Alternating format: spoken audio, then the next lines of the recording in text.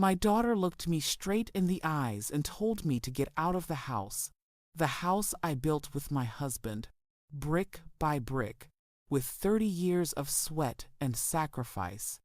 Before we begin, tell me where you found this channel, and after you hear this story, share how it made you feel. Every story here carries a truth, a heartbreak, and maybe a piece of your own. I thought she was joking at first, that the coldness in her voice was just anger from another argument. But then she handed me a piece of paper, a sale agreement with her signature on it. 50 million. That's what my memories, my late husband's laughter, and every corner of our life together were worth to her. If you're here, go ahead and subscribe, and let me know where you're watching from. I want to share how I went from a lonely widow, trying to rebuild what was left of her world, because, trust me, what happened next, even I didn't see it coming. I felt the floor vanish beneath me. The oxygen left the room. My hands trembled so violently I could barely hold the document. I was still recovering from my surgery, stitches fresh, my body weak, my mind fragile, and now this. She sold the house while I was lying in the hospital, believing she was taking care of everything, believing she was my daughter, my only child, my reason to live after her father passed. I still remember the day I signed the temporary power of attorney before the operation. It was just a precaution. She had insisted. "Mom, don't worry," she said with that gentle tone that used to melt my heart. "If something happens, I'll take care of everything." I believed her. I trusted her like only a mother could. But I didn't know that while I was counting the beeping sounds of hospital monitors, she was counting the money that would cost me my home.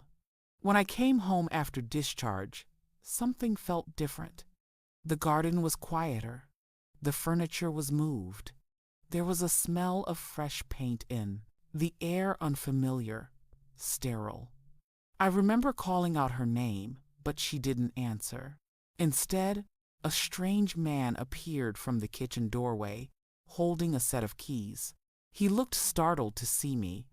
"Who are you?" I asked, my voice trembling. He frowned, then said words that would slice my world open. "I bought this house last week." The owner said her mother moved abroad.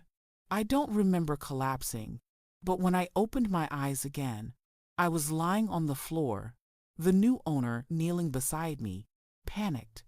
My body was shaking uncontrollably. All I could whisper was her name, my daughter's name, over and over. That night, I stayed with a neighbor. My phone was full of unanswered calls, messages sent to her that turned blue but were never replied to. The betrayal settled in slowly, like poison spreading through my veins. At first, I couldn't even hate her. I kept wondering if there was a reason, if maybe she was trapped, or desperate, or manipulated by someone else. But then the truth began to unfold, piece by piece, through whispers in the neighborhood, and one careless post she made online, a photo of her new apartment, a luxury place in the city, captioned, "Finally, a fresh start, worth every risk." That's when the tears stopped. That's when something inside me broke beyond repair. In the days that followed, I walked the streets aimlessly. I visited the notary office, the land registry, every place that could give me a glimpse of how she had done it. It turned out she used the authorization I gave her before my surgery, twisted its terms, and signed the sale papers while I was under anesthesia. She had found a buyer quickly, someone she probably knew, someone who didn't ask too many questions. Everything looked legal, every signature matched, every document was stamped. On paper, she did nothing wrong, but in my heart, she committed a crime no law could punish. She sold the home where her father's ashes still rested. I remember sitting in front of the old oak tree that night, staring at the small urn I had rescued from the house before the buyers moved in. I whispered to my late husband, "You always said she had your eyes, your warmth, but maybe she also inherited your stubbornness just turned cold." I wanted to believe this wasn't her, that the world had somehow changed her when I wasn't looking. The next morning, I decided to confront her. I found her in a cafe downtown, laughing with friends, dressed in designer clothes I had never seen before. When she saw me, her face froze. I didn't shout. I didn't cause a scene. I just asked her one question. Why? She looked away. "You don't understand, Mom," she said flatly. "That house was old, falling apart. We needed money. I needed a new start. You'll be fine. You'll be fine." The words echoed like a cruel lullaby. I stood there, feeling the world tilt around me. She had no remorse, no shame, only justification. I realized, in that moment, I had lost her long before she sold the house. That night, I packed what little I had left, some clothes, my husband's photo, a few keepsakes, and moved into a rented room near the hospital where I used to work. I didn't cry anymore.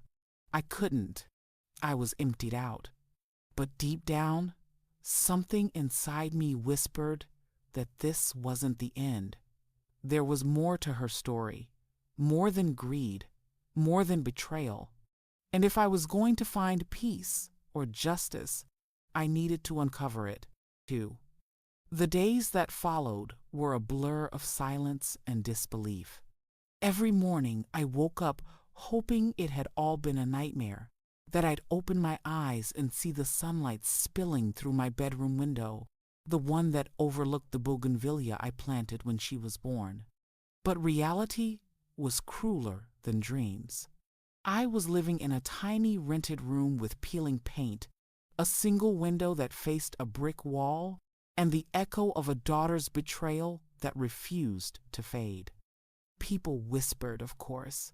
In small towns, gossip travels faster than truth. Some pitied me. Others said I must have done something terrible to deserve it. That's what hurt most, not the loss of the house, but the quiet judgment in their eyes.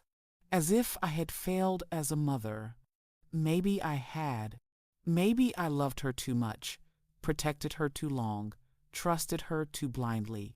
I tried calling her again. No answer. I left voicemails, messages that started calm and ended with tears. "Please, come talk to me. We can fix this. We're family." Nothing. She had blocked my number soon after our confrontation. The child who once ran to me when she scraped her knees now couldn't bear to hear my voice. I started digging deeper. The sale papers mentioned the buyer's name, a man named Hui Tran. I didn't recognize it. But when I went to the land office again, the clerk gave me a sympathetic look and said quietly, "You should know, that buyer? He's your daughter's boyfriend." My heart stopped. I asked him to repeat it, thinking I'd misheard, but he confirmed it. The man who bought my home, my husband's home, wasn't a stranger at all.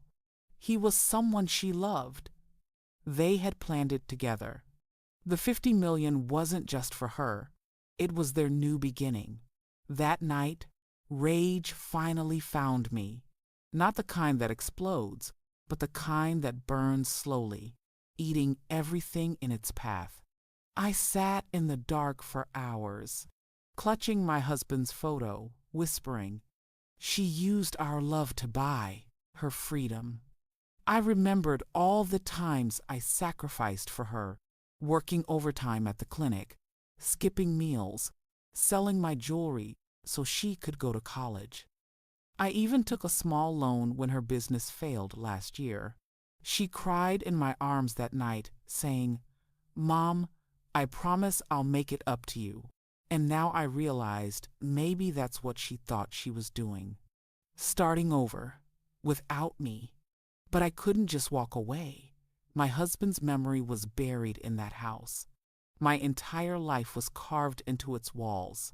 I needed to see it one last time before letting go. So one morning, I gathered my strength and returned. The gate was locked, freshly painted, unfamiliar. Through the bars, I saw new curtains, new furniture, strangers' lives replacing mine. And then I saw them. My daughter and that man, standing together in the doorway, smiling. She looked happy, not guilty, not haunted, just free. I wanted to scream her name, to make her see me, but instead, I turned around and walked away. I realized then that my pain meant nothing to her anymore. Whatever bond we once had been severed cleanly, like a thread snapped beyond repair. I tried to rebuild my life. I returned to work part-time at the hospital, tending to patients who sometimes reminded me of her young, fragile, lost. I smiled through it because I knew pain better than anyone now. At night, I'd replay everything in my mind, searching for signs I missed. When did she stop being my little girl? When did her eyes start seeing me as an obstacle instead of a mother? Then, one evening, I got a call from an unknown number. It was her.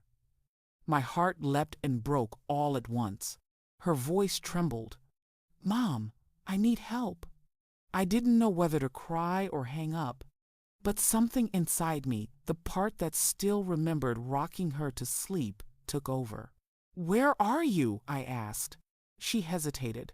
"I'm at the police station." My breath caught. "What happened?" Her voice cracked. "It's high. He's gone. He took everything, the money, the house. He sold it again under my name. They think I helped him. Mom, please. I don't know what to do." For a moment, I just stood there in silence, feeling 1,000 emotions crash into each other. Anger, pity, disbelief, and something deeper, the ghost of love.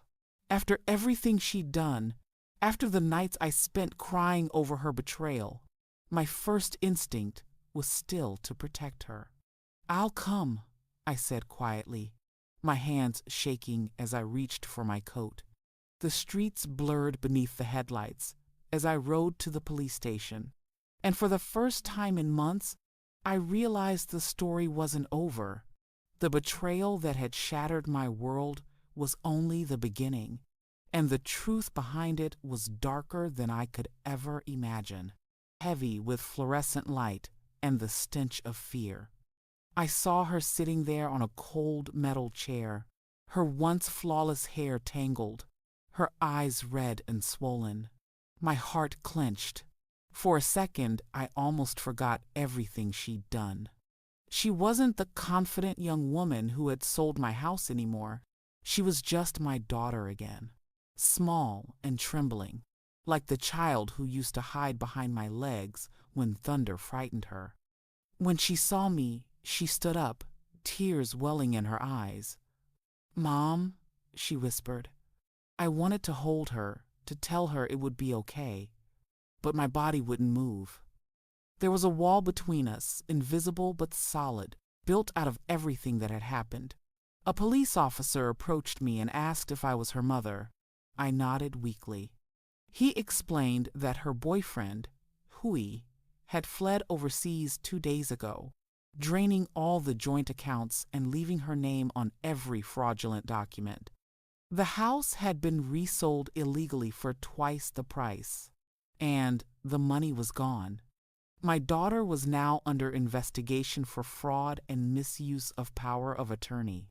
As he spoke, I felt the room tilt again, that same spinning feeling I had the day I found out about the sale. But this time, there was no anger, just an aching numbness. She had fallen into her own trap, swallowed by the greed and blindness that once hurt me. After the officer left us alone, she broke down completely. "I didn't know, Mom. I swear, I didn't know he was using me. He said we'd build a new life, that he'd take care of everything. I thought I was doing the right thing for us." Her words echoed painfully for us. The same phrase she used the day she took my home. I watched her crumble, and though part of me wanted to comfort her, another part whispered, "You did this to yourself." Still, I couldn't walk away. I stayed with her that night, sitting silently in the waiting area, my coat wrapped around her shoulders. Every time she cried, I remembered the nights I used to hold her as a baby, her small hands clutching my finger. How could love hurt this much and still survive? Over the next few weeks, I visited her during questioning. The police discovered that Hui had used her credentials to forge documents, taking out loans under her name. She was deeply entangled, not innocent, but not entirely guilty either.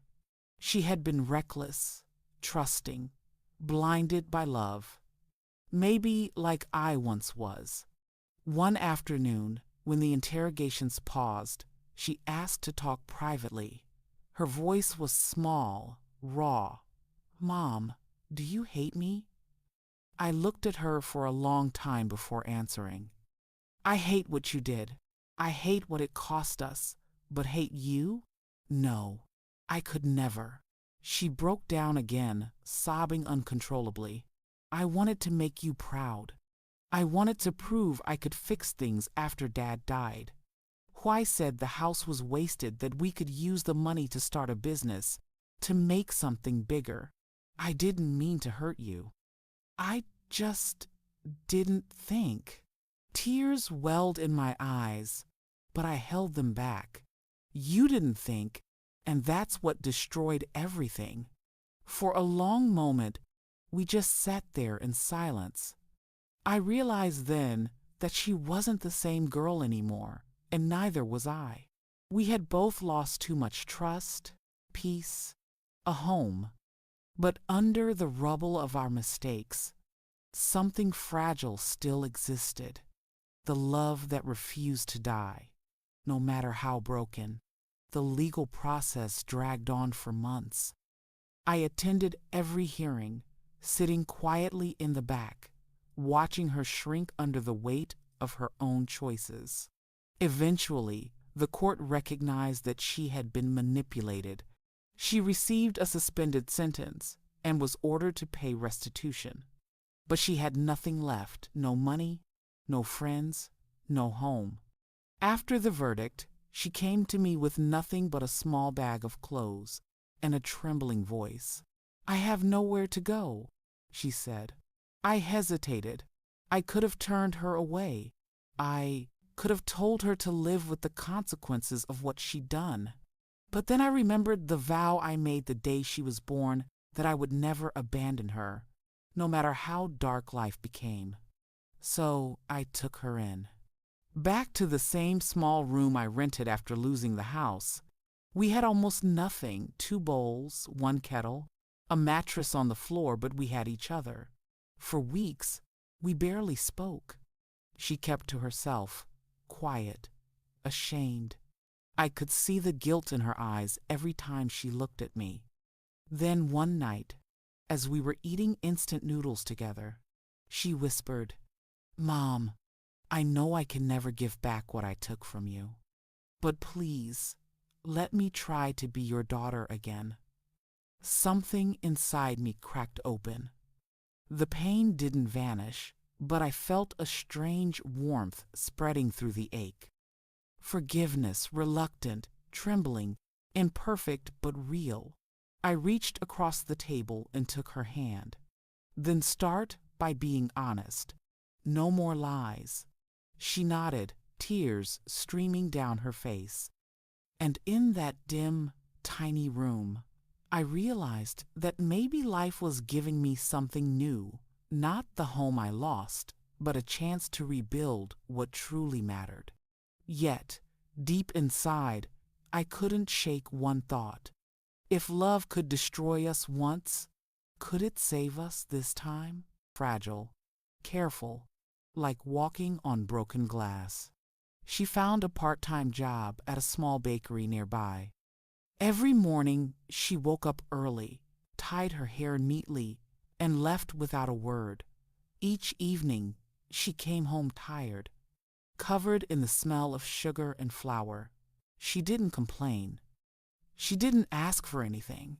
She just worked quietly, trying to make things right. Sometimes, I'd watch her from the window as she walked down the street, her shoulders slightly hunched, her steps slow. It was strange she used to walk with such confidence, chin high, always rushing towards something. Now she moved like someone carrying invisible weight. One rainy afternoon, I came home to find her sitting on the floor, sorting old papers. She looked up and smiled faintly. "I found this," she said, holding up a faded photo, the three of us, before her father died. We were standing in front of the house, the one she sold. Her hair was in two small braids, her father's arm around her shoulder, and I was smiling. I barely recognized that version of us, so simple, so complete. "I thought if I could sell the house," she said quietly, "I could sell the pain that came with it too." Her words pierced through me. I sat down beside her, looking at the photo. "Pain doesn't leave when you sell walls," I said. "It leaves when you face it." She nodded, her eyes glistening. "I'm trying, Mom." For the first time in months, I believed her.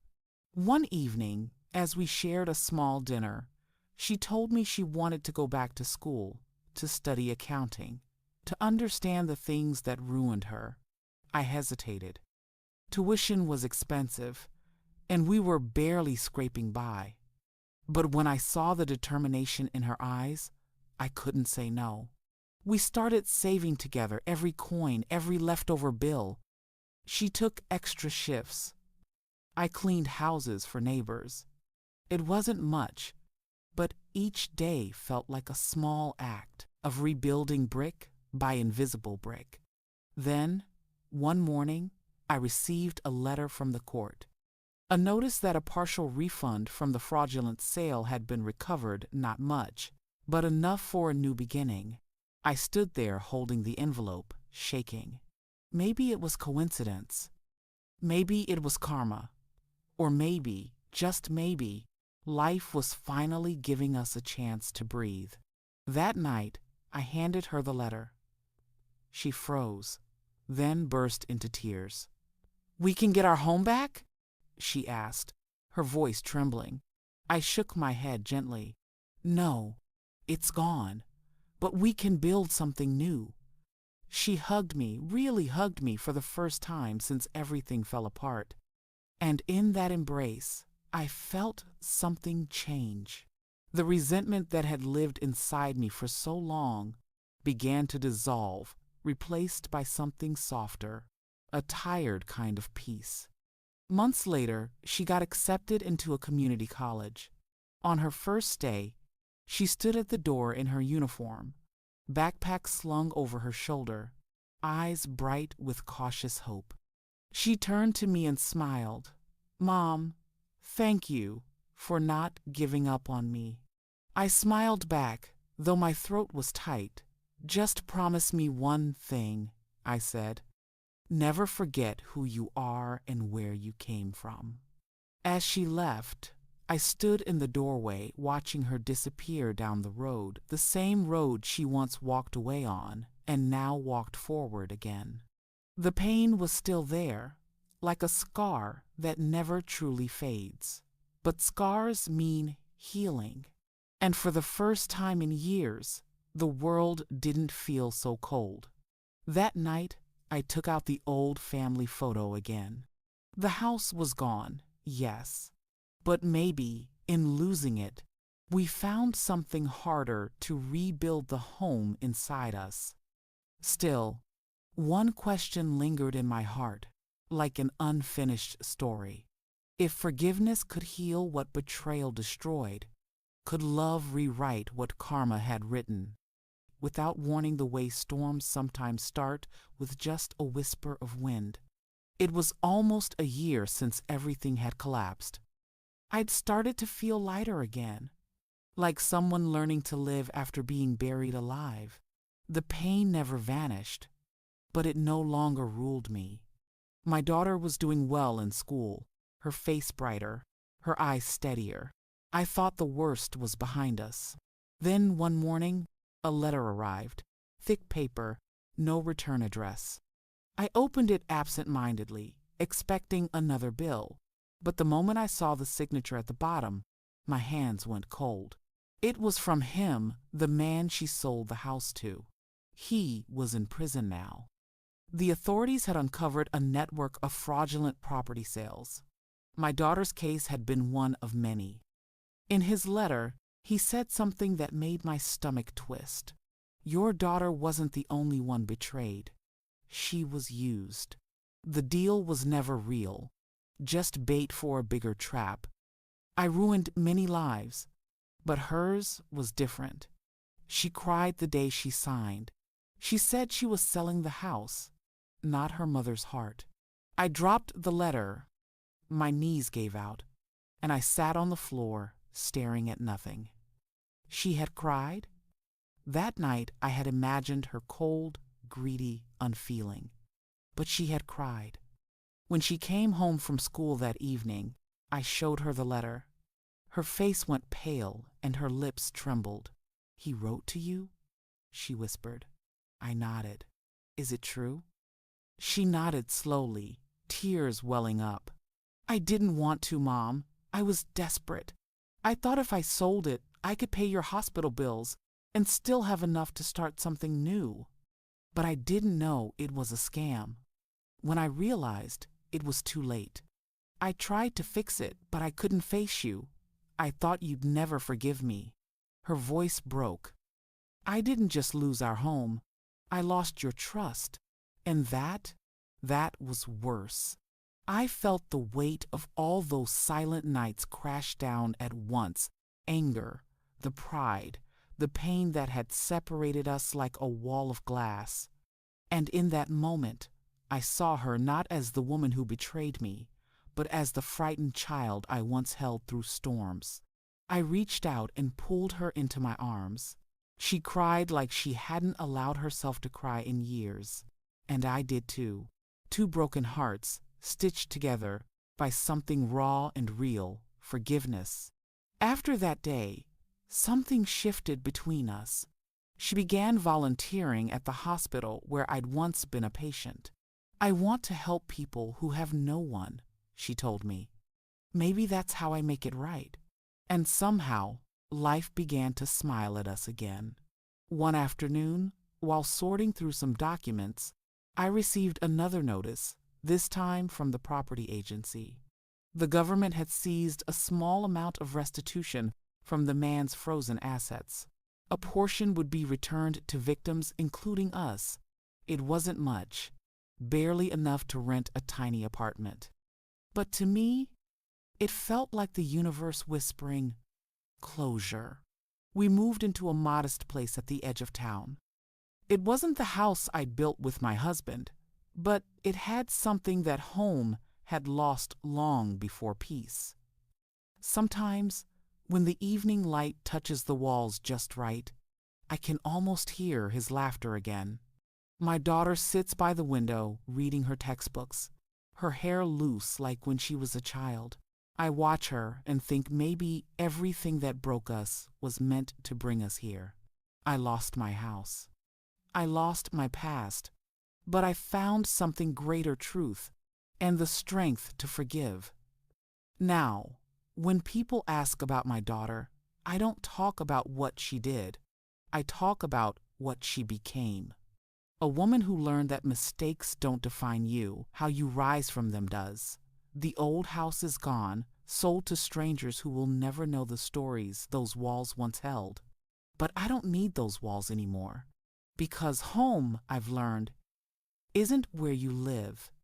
It's who you love and who you choose to forgive. In the end, I lost everything that could be taken and found everything that can't.